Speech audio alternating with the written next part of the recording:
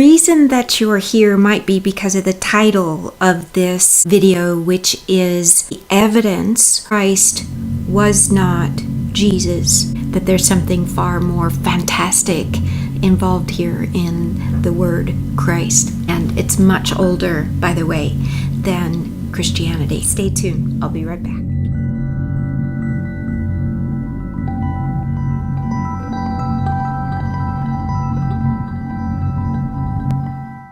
We're talking about the evidence that I have found that demonstrates the Christ is not a man who walked the earth, but something so much older. The world has made up its own story about these mystical experiences that occurred thousands of years ago in an attempt to understand mystical experiences, but are doing so without the first-hand accounts by the experiencers themselves.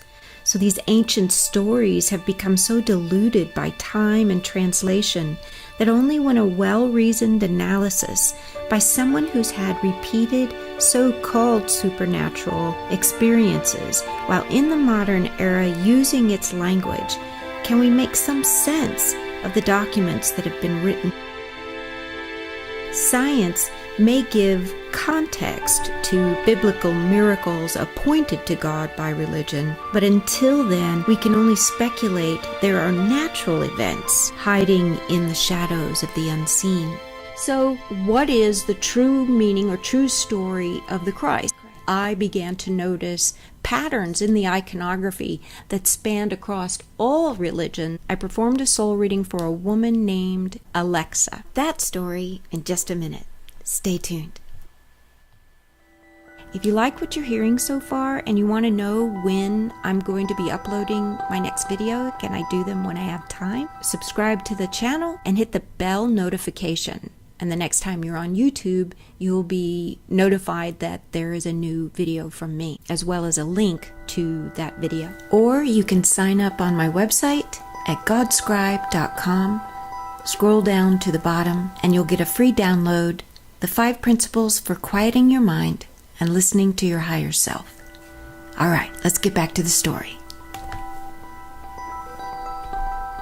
The reading I did for a woman named Alexis came about this way. I gave her a copy of my book, What to Do When You're Dead, A Former Atheist Interviews the Source of Infinite Being. I opened her book to sign it, and the minute I wrote her name, Alexis, I had a feeling that she needed to know the information I could bring to her in a soul reading. So I started one, and that's when we learned what the Alexis is.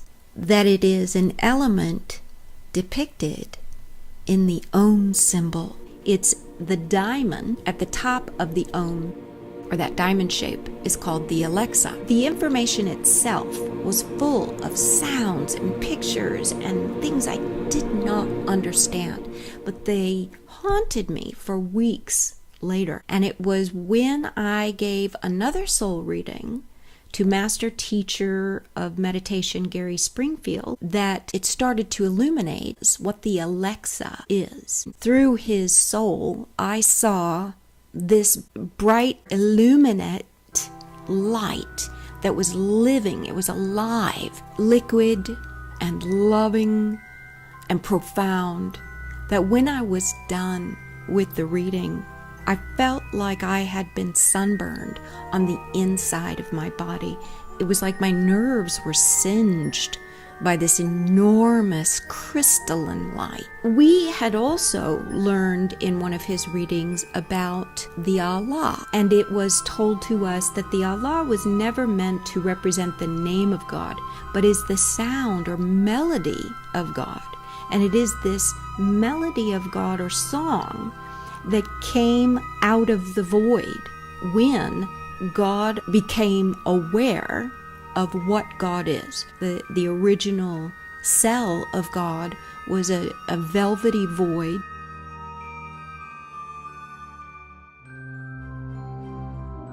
So take a listen to this excerpt about the void and the Christ in the void that was a part of a source talk I performed on a cruise ship. All that is your experience now has been manifested from the void. How did it manifest? Well, some may disagree with this because of how they are raised, but it manifested because of a Christ. A Christ is an organized set of rules in the universe. A Christ is an organized set of rules in the universe. And individuals who reach a higher level of awareness can become a Christed nature because they understand that the void can only make through a Christ. Jesus was just one man who discovered the Christ and used the Christ to illuminate himself in such a way he defeated death. He figured out that this body isn't me. It's not even real.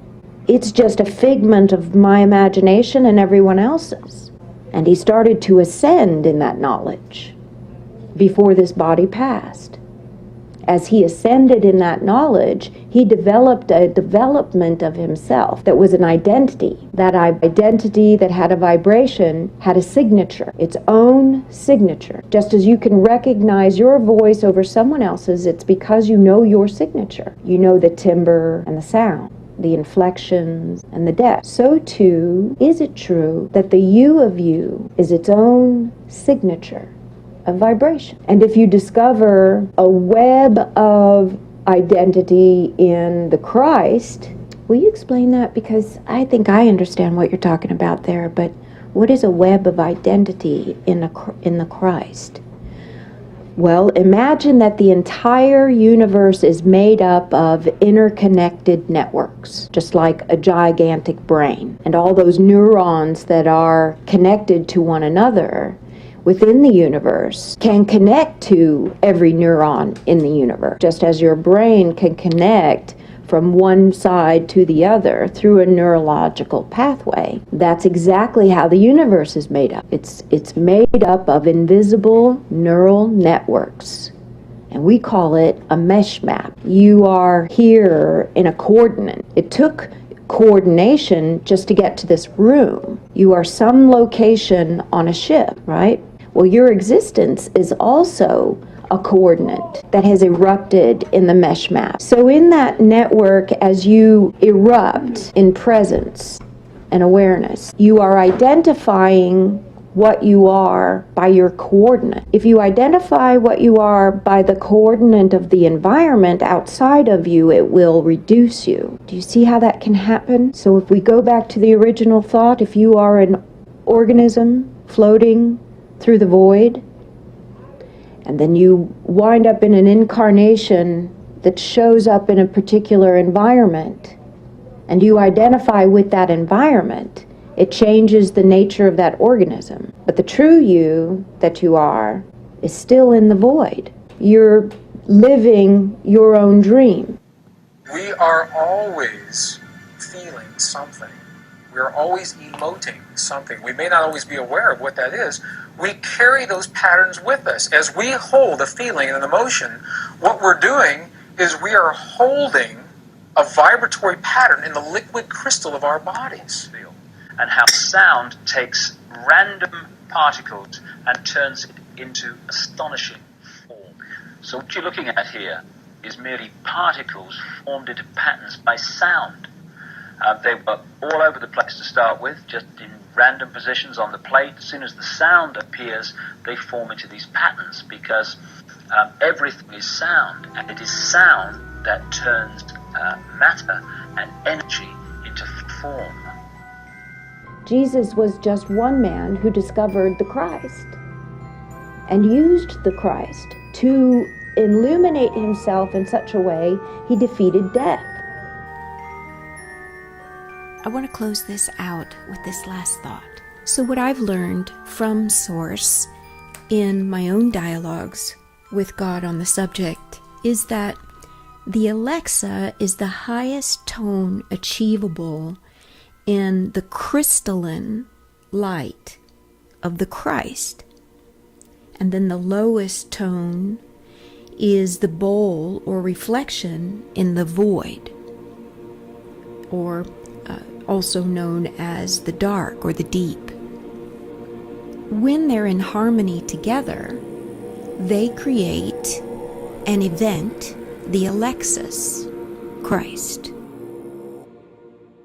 Christ was not a word and was not used in the Aramaic translations of the New Testament. It was added by the Greeks.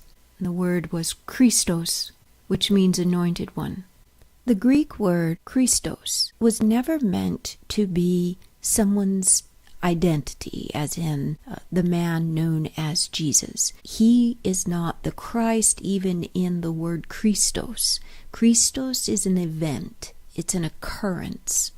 And it occurs to an individual who, like Jesus, is a summoner of the Christ, summons the Christ, and therefore becomes an electrified being due to the event of Christos.